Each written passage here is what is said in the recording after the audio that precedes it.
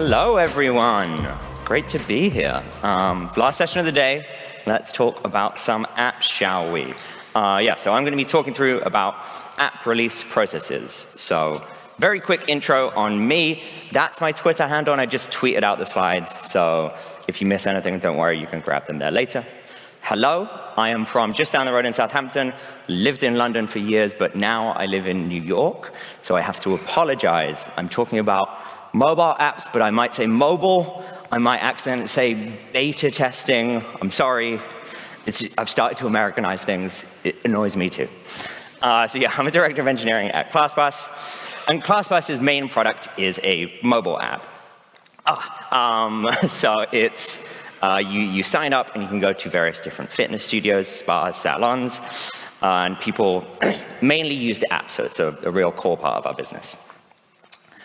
So I want you to imagine with me that you want to release some product out into the world, some software product. So the basic process you're going to follow is you're going to write some code, and then you're going to ship some code. Pretty basic, right? Now I want you to continue to imagine with me that it's maybe like the late 1980s. The process is going to look a little bit more like this. Similar, you're going to write some code, you're going to ship some code. But what does that shipping code process look like? So first off, we're going to write our code. It's going to look a bit like this. We're going to be clacking away on a mechanical keyboard, on our CRT, hitting the degauss button when we want to. We're going to need to take our code and put it onto some kind of physical media, like maybe a floppy disk, maybe if it's the 1990s, some kind of compact disk. Then we're going to need to take that code and put it into some kind of a store. And then our customers, to be fair, I actually don't know if PC World was around in the 80s. Our customers are going to need to walk down the aisles of the store and browse for your thing. They're going to need to take it home and put it into their computer. This is how they work, right? But we all know that's not how we ship code these days, right? The process of shipping code has changed dramatically thanks to a wonderful thing called the internet. These days, we are shipping our Kubernetes clusters to the cloud at hyperscale with, as Mary kind of touched upon, a few exceptions. Obviously, the App Store is like a different kind of store, but in a lot of ways, the process of shipping a mobile app is more similar to the slower, more methodical process of shipping an app from the 80s. So today, we're going to talk about what it means to ship an app and why that is different to sort of shipping a website or shipping some kind of backend software. I'm going to walk you through some examples of how ClassPass has evolved our process in shipping an app, and then hopefully you can take some tips and tricks of how you can also evolve your process. So let's start by talking about what it means to ship an app. Why is shipping an app different to shipping web or backend code? So this is what it's going to look like. You're going to have your sort of developer on the left here with their laptop. They're going to write some code into a file. That's then going to get turned into some kind of executable. And then they're going to deploy that to the cloud somewhere in AWS or Azure or all of the sort of code platforms. And then when your users want to use your code, which is great, yay, they're going to connect to the cloud, user 1, user 2, they're going to use your thing. They'll type a URL into a URL bar. And then when you want to make an update to your code, your developer is going to make another executable. They're going to deploy that. And now, user 1, user 2, all of your other users, they're using the latest and greatest version of your software. Great. When you're shipping an app, there's a couple subtle differences. Starts the same. Your developer is going to make an executable on their laptop, maybe a desktop, whatever. But they're going to upload it to the App Store, which is somewhere where you don't control. It's not sort of a machine which you own. And then when your users want to use it, they're going to download copies of that to their phones. So ultimately, the thing that they're running isn't on something that you own, it's running on some hardware that they own. So You can't SSH into a box to fix anything because you can't SSH into all of your users' phones. And then when you want to ship an update to your app, the developer's going to make a new version. They're going to upload it to the App Store. And then your user might update, they might not. The sad truth of working on mobile apps is that once you've shipped that thing to the App Store and a user's download it, it might stay on their phone forever until the heat death of the universe, which is quite a scary prospect. So what this means is we need to introduce just like a little more rigor, and we need to be a bit more risk-averse when it comes to shipping mobile apps, because we can't just patch things in production. There's other hurdles when it comes to apps. I'm sure we've all heard stories over the last few years of Apple and Google and all of their rules and regulations around the app. Talk to me afterwards about that. And users have a very high quality bar when it comes to apps. If this is something which they're going to download onto their phone, maybe they're going to add it to their home screen if you're lucky and use it multiple times a day, they're going to really expect that thing to work. And if there's some bug that only exists for one user, that one user is going to tell you about it, and they're going to leave bad reviews. So, what can we do about this? As with all things in life, start small. So let's kind of walk through the things you should think about as you start to think about shipping an app. The first thing you're going to want to think about is your versioning strategy. You kind of don't think about versions when we talk about things on the web, because we probably just refer to like the commit hash that's deployed. But when you are shipping an app, you're going to be talking about different versions and what's deployed and all of that a lot. So most of us are familiar with version numbers, semantic versioning. We have our major, our minor, and our patch. But what does that mean for an app? So at ClassPass, we increment the major version when we update the base SDK that our app is compiled against. So, Apple just talked about iOS 16 yesterday. So in September, we'll bump the major version. Most releases, we bump the minor version. And then things which are just bug fix releases, we bump the patch version.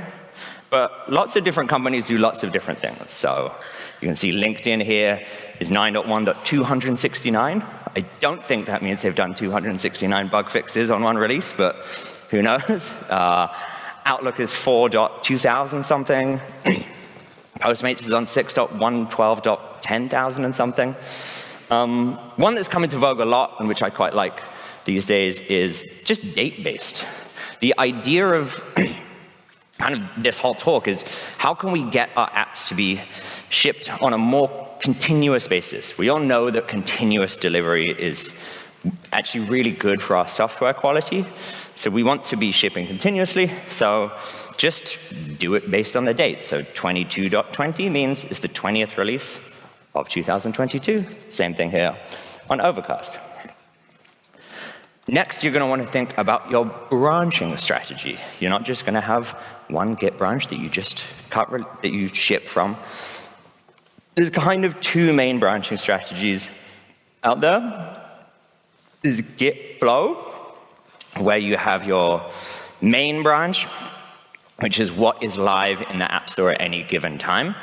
And then your develop branch, which is what you do all your PRs off. And then when you want to release, you branch off develop. And then when that thing is actually released to the App Store, you merge that into main. This can be really useful when you have like a really big team and you have people managing this release. We used to actually do this at ClassPass, but found it to just be like a bit too much like Git branch navigation. But it's super handy to just be able to do like Git checkout main, and then you can just see exactly what's deployed in the App Store at that time. We switched to just a more trunk-based trunk-based branching strategy, where you have your develop branch, your main branch, which is your develop branch. All of your PRs go off that. And then we cut release branches, separate release branches to like release 4.9.0. And that release branch will then get, extra little commits added for polish, and then live forever as just an unmerged release branch. Next up, you're going to want to automate some stuff. We're all software developers, right? We know that automating stuff saves us a lot of time in the future. Unfortunately, like sort of the world of mobile development can make it tricky to automate stuff. Like, we don't own the tools that we're working with. But there's a big community. Fastlane.tools is the main one that automates a lot of the boring stuff around app development and, crucially, app deployment.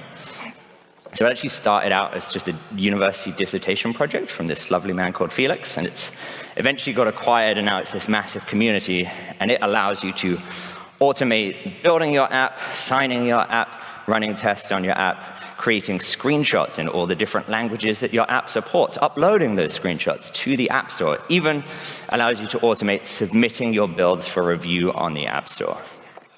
Because the sad truth about development is there's lots of very boring, very manual steps that it makes sense for you to automate sooner rather than later. When you first start out and you have one developer working on your app, it probably makes sense for them to just manually upload builds from their laptop. Very quickly, that's going to make for a very unhappy developer. So please make sure to give your mobile developers time and space to automate all of the boring stuff, because there's a lot of boring stuff. Next up, you're going to want to introduce process as you go. What process works for us might not work for you, but as your team grows and as your team scales, kind of Vitor was talking about this in the first talk of the day, you're going to want to take process which was previously just, in everyone's heads and get that down on paper. The first part of this should be a release checklists. We love checklists. They make things repeatable.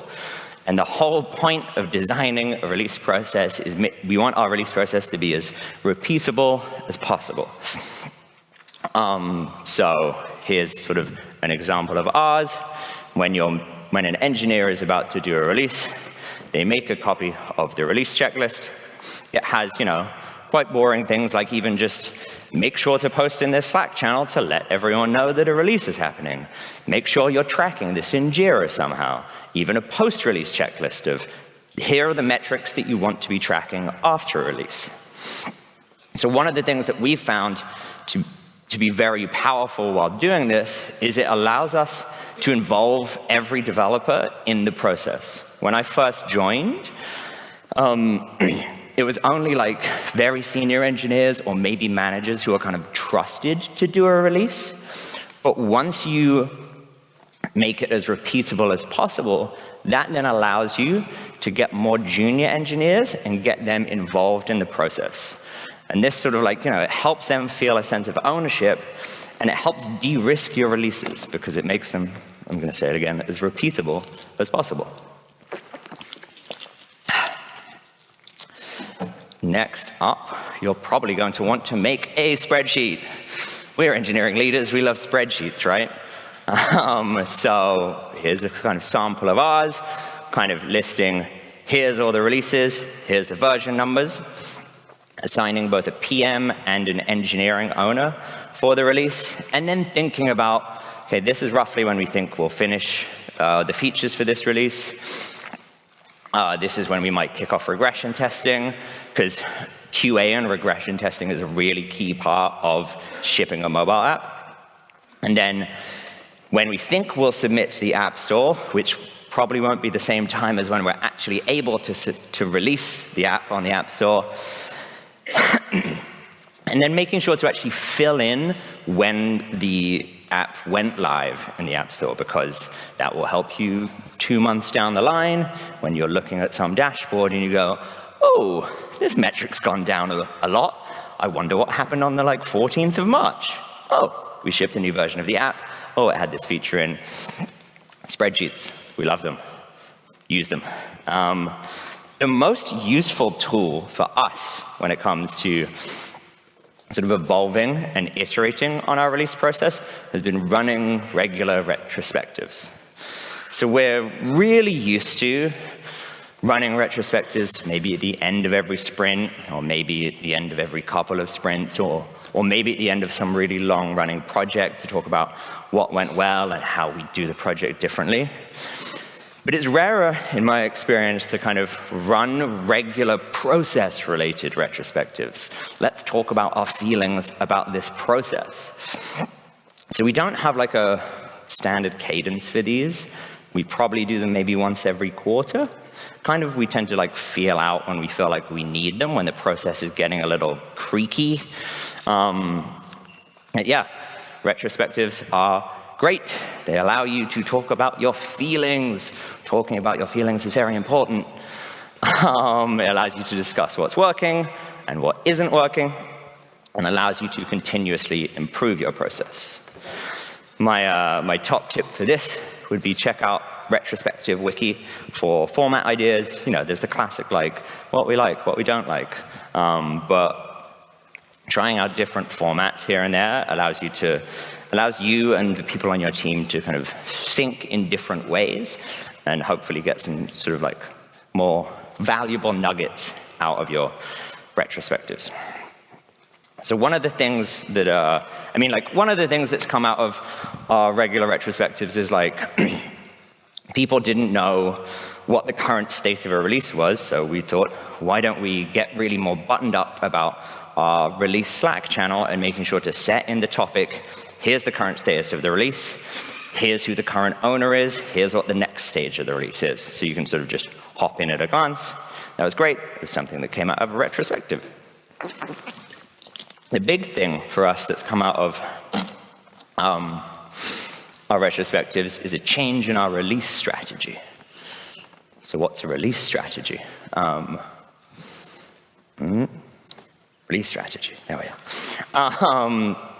So there's two main ones, and you'll probably naturally evolve from one to the other. The first one is feature-based releases.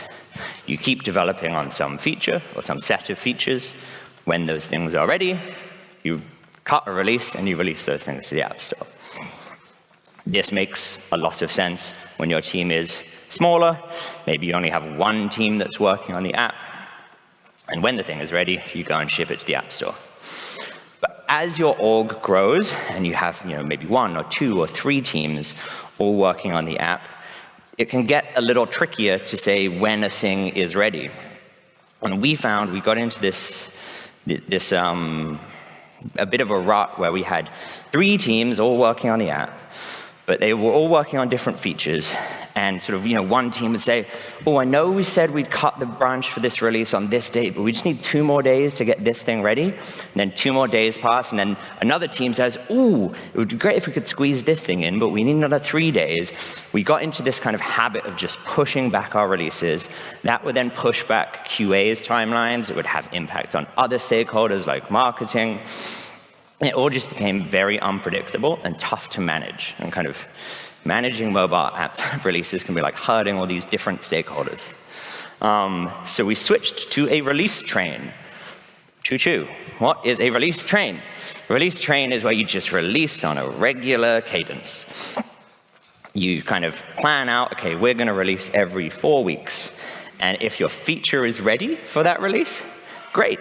It gets to board the train. If your feature isn't ready, you just have to say, no, I'm sorry, we're not holding back the release. It's going to have to make it into the next one.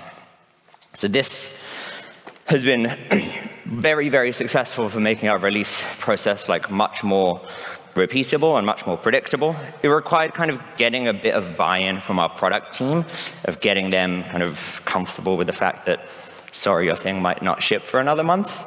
But it's really been worth it. And kind of when you go and look at any of the big apps out there, your Facebooks, your Twitters, etc., they probably ship every week on a predictable basis. So kind of what are some of the tools that you can use to join the big leagues of those larger apps? Feature flags is the number one. So this is kind of a bit of a blocker for the release train-based strategy, unless you do everything on a sort of feature branch. Because otherwise you might, if your thing misses the train, you don't want to accidentally ship some half-baked feature. So getting really buttoned up on using feature flags for absolutely everything is really critical. You actually then get into this interesting mode where you have a bunch of feature flags, and you're not really releasing code at the same time as you release your app. You're really doing all these little mini releases within an app. So maybe you might want to introduce some more process around that. Maybe you need a feature flag checklist. Maybe you need a feature flag planning sheet, because you kind of have these release processes within release processes, right? But this is what massively helps de-risk. You can either kind of roll your own feature flag implementation, just have some endpoint that tells you whether this feature should be on or off. There's all sorts of third parties. There's launched darkly outside in the sponsor hall. We use Optimizely. They come with sort of extra, powerful tools for turning things on just on this version. My top tip is very early in the process, building some kind of debug menu into your app. This is us on the left, that's Artsy on the right, for being able to toggle feature flags on just for that version of the app. Very useful for all your stakeholders as they're dog fooding your app to kind of just try out new features before they're actually live. Just don't do what Domino's did and accidentally ship that in your live app. Make sure to compile that one out.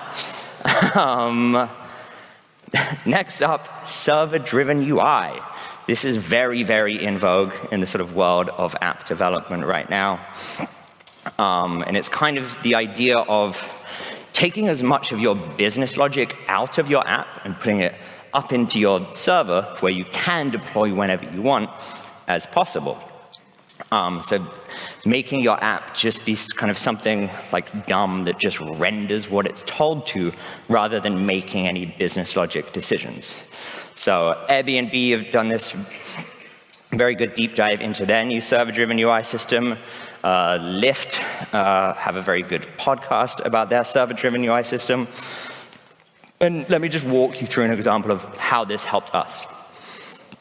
So a few years ago, we rebuilt our cancel flow for when someone wants to cancel their account.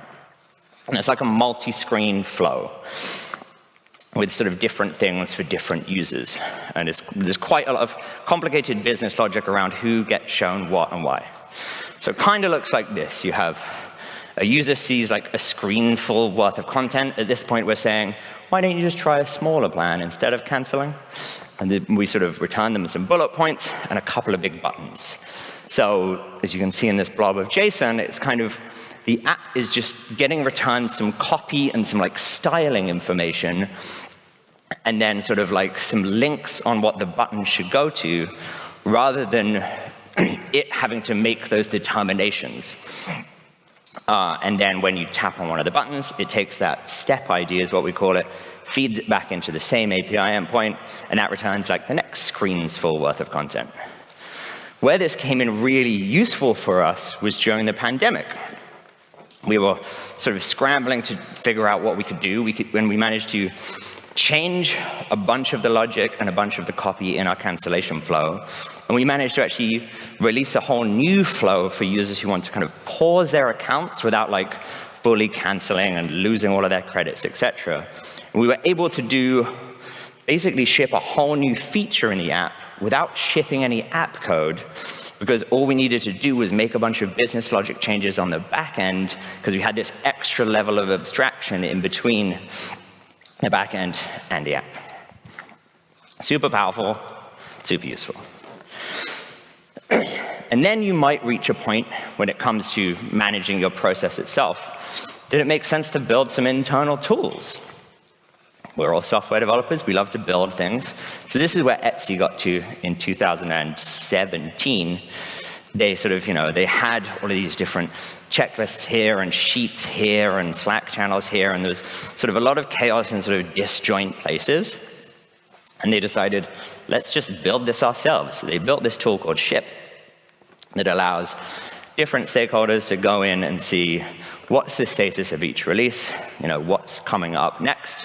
It allows you to kind of like assign a driver for a release, go in and like edit the release, etc. It does all this cool stuff where it posts into Slack channels for you. So kind of taking that checklist that we were talking about earlier and just automating some of that for you.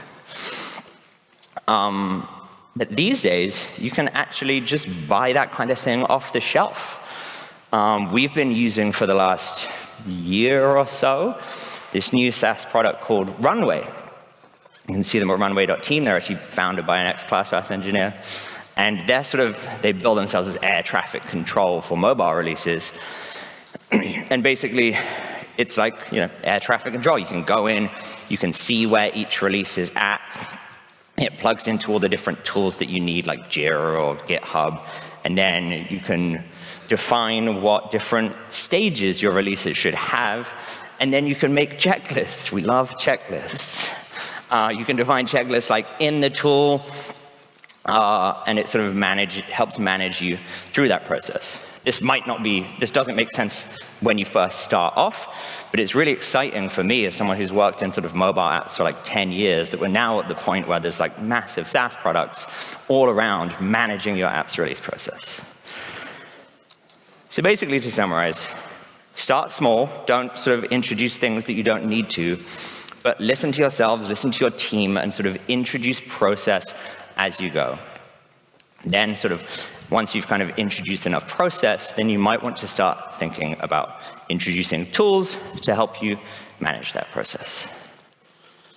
Thank you very much.